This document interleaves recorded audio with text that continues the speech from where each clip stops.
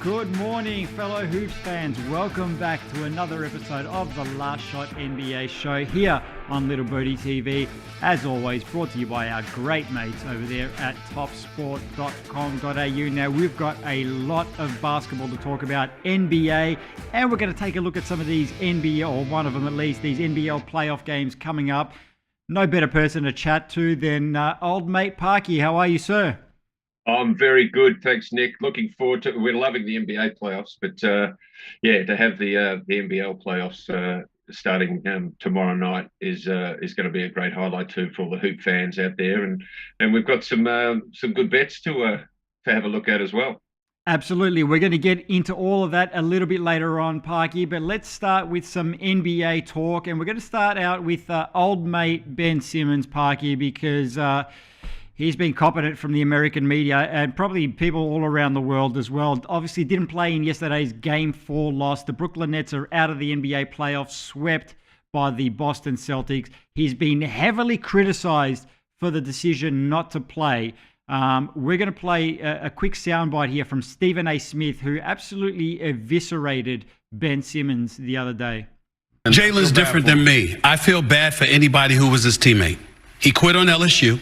He quit on the Philadelphia 76ers, and now he ain't showing up for the Brooklyn Nets. We can point to all the excuses, all the rationale behind it that we want to. I do recall, despite him not playing, he still filed a grievance to collect $20 million that he has not earned. This is one of the most pathetic situations that I've ever seen in my life. He ain't going to war. He ain't going in the octagon. He's not going in a boxing ring. It's pulling teeth to get this man to play basketball. It's pathetic. It's sad. And at the end of the day, when the NBA gets in the collective bargaining table and they go after the players in terms of a pay-for-play stipulation in the collective bargaining agreement, it's going to be called the Ben Simmons rule.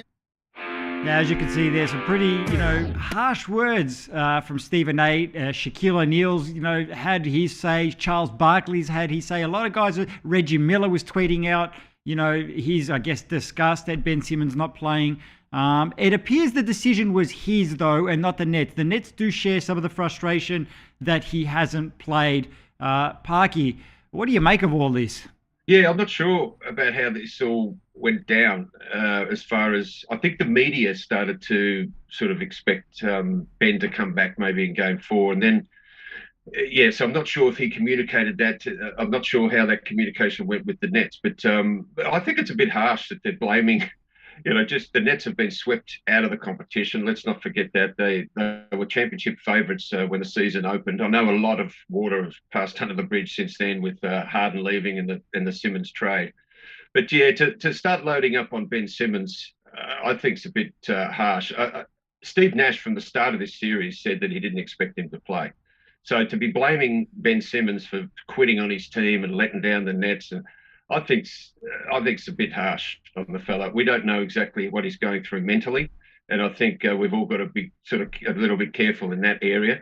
But he has said it's his bad back. He woke up a bit sore and he couldn't play.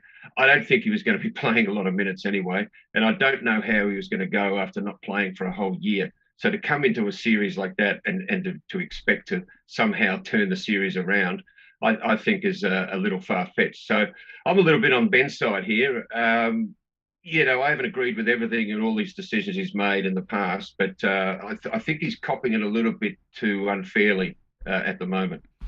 Parky, anyone that's watched this show knows what I'm about to say in regards to Ben Simmons. My issue with this was a guy that hasn't played for pretty much a year now. You can't bring him in a pivotal playoff series.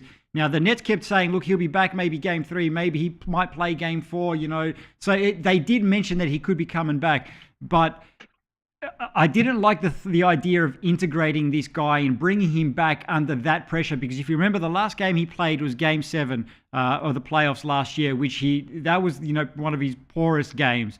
And he passed. We all know, we've seen that footage of him passing up an open dunk to give the ball off to, I think it was Joel Embiid.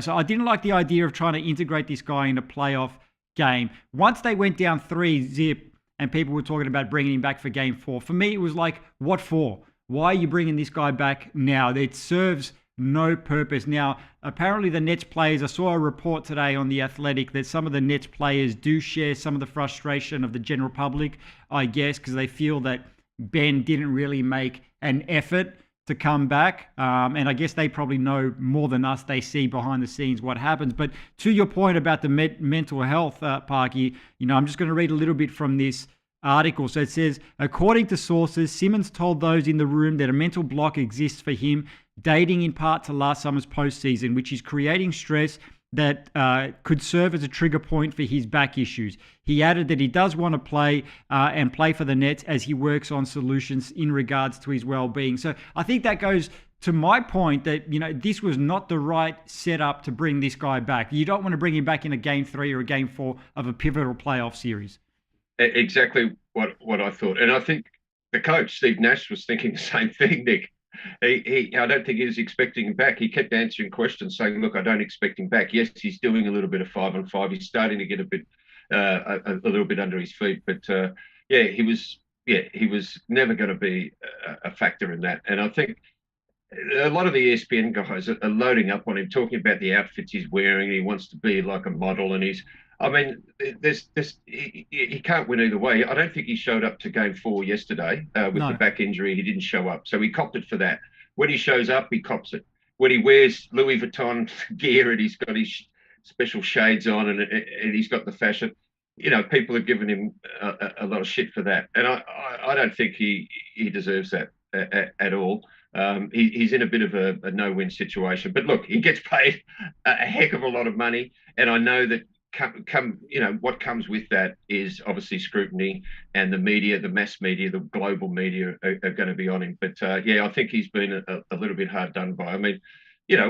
Talk about the Nets and the leadership they show there and what they're doing there. Kyrie is delusional. I don't know if we're going to cover what he said, but maybe we'll save that for another day. But we could do a whole show just on Kyrie and his delusional theories. But Ben's copying it, and I think it's a little bit unfair. I'd love to see him get a great preseason behind him, get those mental demons at least at bay, and see how he goes at the start of next season.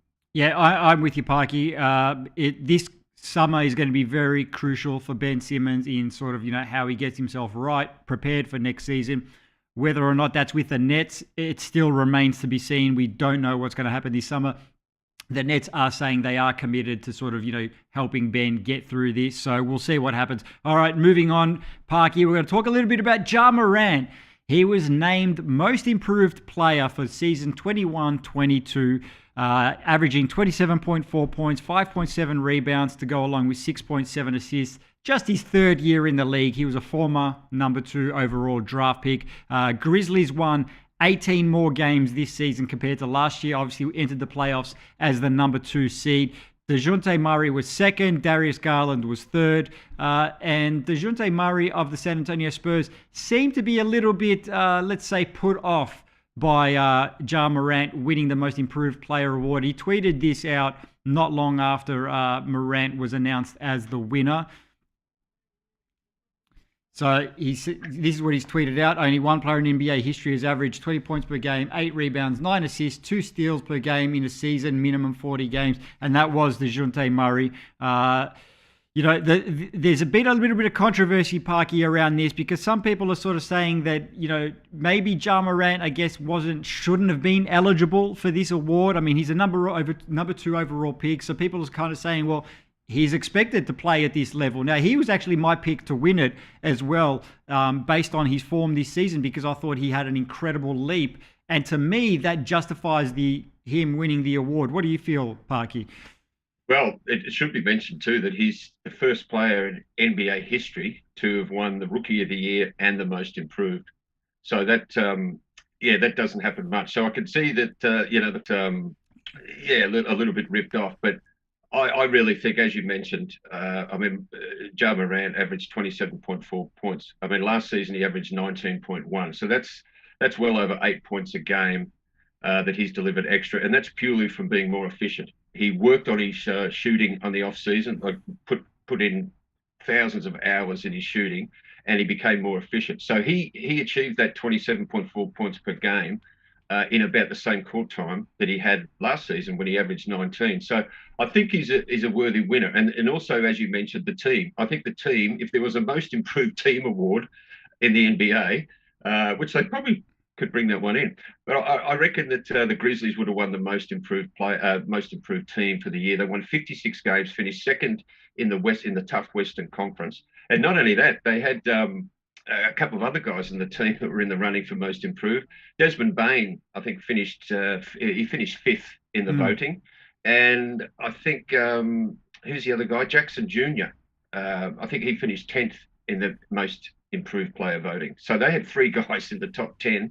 Of course, Ja was the top of the tree there, and he got the award. He actually, in a nice gesture, he actually gave the award to Desmond Bain, who finished 5th. So I thought that was a lovely gesture. They're all, he said it was a team award, and I truly believe that, the Grizzlies were the most improved team. Ja Morant was the main reason for that. Give him the award. But yes, I also think that that Murray, if he'd won the award, I don't think too many people would have had a problem with it. Yeah, well, some people are saying that because Ja Morant missed 25 games this season as well through injury and whatnot, and usually to win an NBA award you need like a scoring title, even MVP to a certain extent, which is I think why Joel Embiid probably missed out a couple of seasons ago because he only played like 60 games.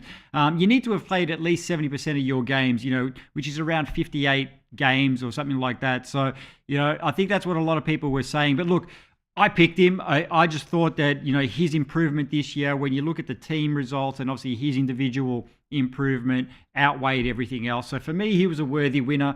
I'm not mad at that at all. But like you said, even if Murray had won, I probably wouldn't have been mad at that either. Yeah. All right, Parky, let's move on. We're going to take a look at the Toronto Raptors. I know you want to talk about this series because you know what?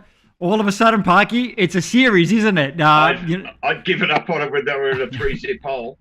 But that game 3, I keep banging on about it, Nick, and I know you're sick of hearing it from me. But that game 3 in Toronto, they led for the whole regulation. It got to OT, and they were only beaten on an Embiid turnaround 3 with no time left on the clock. If they win that game, Nick, do you realise that they would actually be 3-2 up going into Toronto for game 6 to close out the series? Now, I know that didn't happen, and they're in a 3-2 hole. But if they win this one in Toronto, and I think the bookies have got them as an even chance to win it, because we've got Embiid's thumb's a bit of an issue. They don't have Matisse in this game 6. Scotty Barnes is getting his playoff legs under him now, and he's in full effect. I know Fred VanVleet is still out, but the Raptors are a chance to send this to game 7, Nick. I don't know. I can't believe that they're in this position, but they, my original pick of them winning the series probably would have come to fruition if they'd just taken care of business in that game 3 at home. But they're back at home for this game 6, and who knows? They could send it to a game 7 back in Philly, which would be very interesting. Yeah, and it will be actually very, very interesting to see if Philly becomes the first team to cough up a 3-zip series lead. But I tell you what, of course, it's 143-0. I think for teams leading 3-zip. But Doc Rivers and James Harden are going to choke this thing. And I'm just going to be laughing and laughing. The Raptors, though, we've been saying it all season. They've been playing short rotations, short-handed. They had a balanced attack yesterday against Philadelphia. 4 players tallying 15-plus points, led by Pascal Siakam's 23 points, 10 rebounds, and 7 assists. Like we mentioned, they did it without Fred VanVleet as well. Parky, let's take a look at a quick series odds here, because you mentioned the other day they'd blown out a little bit, but now they're back. They're back, Parky, the Raptors. They've come in a little bit too. I checked it out last night in preparation for the show, and they were $7. So there's some money coming for those Raptors. And just remember, that's $6. If the Raptors win game 6, and I think they're about even monies to win that game 6, that $6 is looking a bit juicy. So, yeah, I've got a bit of a pep back in my step now with the Raptors. When they were 3-zip down, and we'd just totally given up on it, and we were laughing at the odds on offer. But I'll tell you what, they've done well. Nick Nurse, we said from the start that, what a great coach he is, and he can make adjustments on the fly. look, I'm a fan of Doc Rivers as a coach too, but they're already talking about him. If, the way the Sixers are going, if they lose this, if Harden chokes, Doc Rivers will be sacked. And it's another coach that, that Harden's affected. And yeah, so there's a lot happening in Philly. And, the Raptors are playing with house money in a way. They're not, weren't expected to do much. And I think the longer this series goes on, Embiid's thumb injury sort of comes to the fore a little bit more. I think they would have loved to have wrapped this up in 4 or 5 and him to sort of rest that tendon in the thumb and get him ready for the next series. And the next series is probably going to be the Miami Heat. So that's going to be a lot tougher for the Sixers if they get through. Yeah, it's not going to get any easier the deeper they go into the playoffs. All right, Parky, let's start taking a look at some of these games that we've got on today. We're going to take a look at a couple of games for tomorrow, and then we're going to take a look at the NBL game, the first semi-final as well. We're going to start off here with the Grizzlies and the Timberwolves, which is tipping off very shortly. Grizzlies $1.37, Minnesota Timberwolves $3.15, lines at -6.5. Total is at 231 even. We can watch that one on NBA League Pass today. Parky, what are you seeing from this one? I think the Grizzlies are going to win this one. I think they're definitely going to win it. That spread of 6.5 is a little bit high. That sort of crept out, and I think a lot of money has been coming for the Grizzlies. But I actually like that $1.30. I think they're going to win. I'm not so sure if they're going to cover that, win by 7 or 8 points. So we're going to maybe multi that up with the next game that we'll talk about soon. As far as the under/over goes, the average points in the first 4 games has been around 226, and that is at about 231. So I think that's right about on that there. So I'm not going to make a call on that one. I think that one could go either way. I think the previous 4 games, 2 of them have gone under the total, 2 of them have gone over. So we'll wait and see. And also we've got to mention that the Grizzlies were actually the best team in the NBA against the point spread. So I think, and they're even better at home. They were 27-14 against the spread. So that means they covered the spread basically 2/3 of the time. So if you do want to bet on the spread in this game, I'm not making it a pick of mine, but I think the Grizzlies will win, and they probably will cover that 6.5. Yeah, I'm going with the Grizzlies at home as well. But honestly, this is a tough series to pick because either team could, on any given day, could win these things. But I'm going to go with Memphis at home. All right, let's take a look at the next one. Now, this is an interesting series all of a sudden. Tied at 2. I believe whoever wins Game 5 today is going to end up going on to win the series. So I think this is a very pivotal game. Phoenix Suns entering it as favorites. $1.39. Pelicans, $3.10. Lines at -6.5. Total, 216.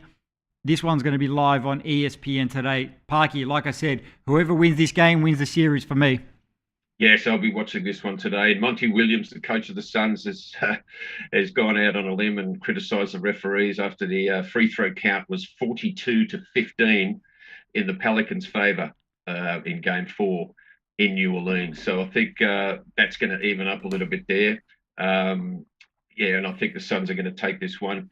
There's been a bit of money coming for the Pelicans because that spread was 7 yesterday, and that's come into 6.5. So that's good for the Suns fans that want to have a bit of a bet on them because I think the Suns can cover that at home. I know there's no book still out, but not so much a spread in this one, but also I think it was about $1.39 for the Suns. If you multi up the Suns with the Grizzlies today, you get a pretty good $1.92 just for those teams to win. So they don't have to worry about covering the spread.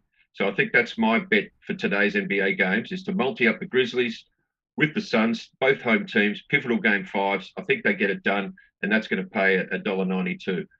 Also in that game with the Pelicans at the Suns, the total points is 215. Now, the average points for the first 4 games has been well over 223. So only one game has gone under.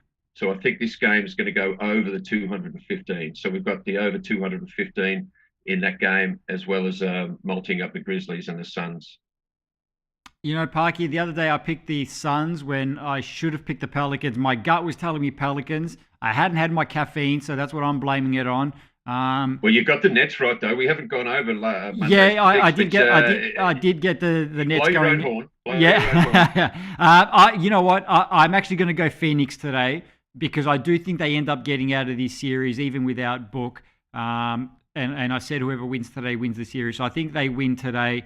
I'm not going to predict any further than that in terms of whether it goes to 7 games or not, but I think Phoenix get the job done today. All right, let's take a quick look at some of the games tomorrow, Parky. We've got the Bulls and the Bucks here. The Bucks are $1.13, Bulls $6.25, lines at -12, total is at 218. I think the Bucks are going to win this one, Parky. Yes, no, I think so. And there's been a late out for the Bulls. That's why this spread has really blown out. Yesterday the Bulls were, or the Bucks were $1.20. They're now $1.13, and the spread was 10 yesterday. Now it's 12, and that's because Zach LaVine, who's been the second highest scorer for the Bulls in this series at over 20 points a game, he's actually out with COVID protocols. So that's only been announced this morning. He had 24 points in the last game that they played. So that's a huge thing. And that moved the line by at least a couple of points. So, remember the Bucks have beaten them with LaVine in the team by 24 points and 30 points the last 2 games. So this one back in Milwaukee, I think they'll win. That spread is a bit big for me, the 12, for them to cover by 12. Look, they'll probably end up winning by 20 again or 25. But, I'm not so sure about that. But I do like the under. It's 217.5. A lot of money has come from the under. That was 219 yesterday. The average points in that series has been 202. So I think we're going to play on the under in that one, under 217.5.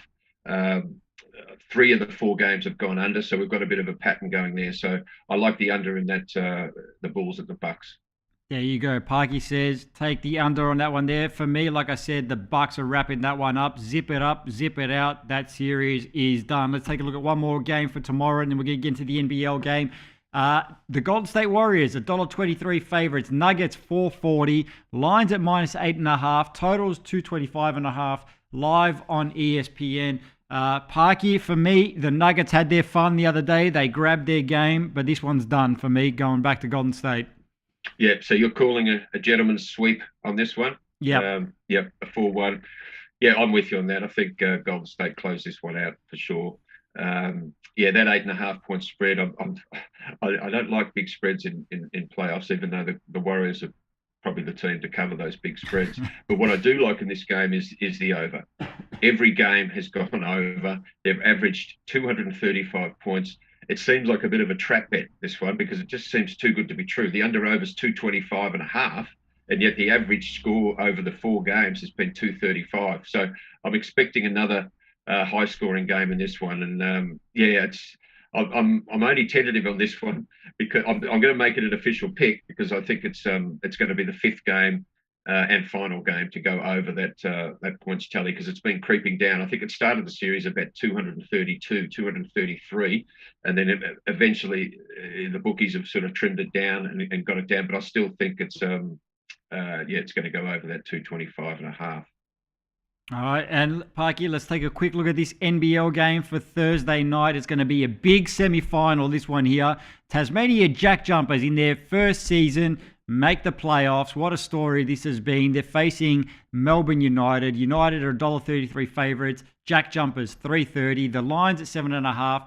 Total is at 167.5. You can definitely not watch this one on NBA League Pass. So just ignore that one there. Parky, what are you seeing from this game? Yeah, that one will be on ESPN on 7:30 on Thursday night. I'm actually going to go to that game. I was a jinx last time I went. I actually went and saw the Jackjumpers play United during the season, and they duly beat them. And they also beat United on the weekend, 83-61. They beat them by 22 points at home. United didn't have a lot to play for that game on the weekend. They were gearing up for this game tomorrow night. They'd already locked up top spot on the NBL ladder. So I don't think we can read too much into that 22-point win by the Jackjumpers. They were playing for their life. They needed a couple of results to go their way. It came down to the last game of the season, overtime in Perth, when the Phoenix took out the Perth Wildcats for the first time in 36 years. The Perth Wildcats missed out of the playoffs. So Tassie have snuck into this. I think United are going to be breathing fire. They're going to be ready. They're going to come a lot better prepared than they were on the weekend. I think they can they cover that 7.5 points. I think they're going to get things together. Daly didn't play that game on the weekend. He got his wisdom teeth out. So they weren't tanking that game, but they had TopSport locked up. They weren't exactly into that game, so I think they covered. And also the under-over, there was only 144 points scored on the weekend. They're obviously going to score a lot more than that. Chris Goulding will play a lot more. So that 167.5, I think that's going to go under that total there, because the Jackjumpers are traditionally a bit of a grinding team. They've had low scores all season. So game one of the semi-finals, I think you're going to see United cover that 7.5 and the point total to go under. There you go. I'm actually going with United, pretty much for all the reasons that you mentioned as well. That last game of the season, they had it locked up, so they weren't really playing for much. Resting some guys. I think they're going to have a big win on Thursday. Yeah, tomorrow. All right, Parky, we're going to let you go. Enjoy that game. They're playing for this, Nick. They're playing for these things. As a North Melbourne Giants fan, I don't acknowledge those two rings, mate. I saw the look on your face. We only acknowledge 89 and 94 around here. They were good years for North Melbourne fans. They were indeed. All right, Parky, enjoy that game tomorrow night, my friend. We'll catch you again on Friday morning. Thanks, Nick. All right, guys, this has been another episode of the Last Shot NBA show here on Little Birdie TV, brought to you by our great mates at topsport.com.au. We'll catch you guys Friday morning.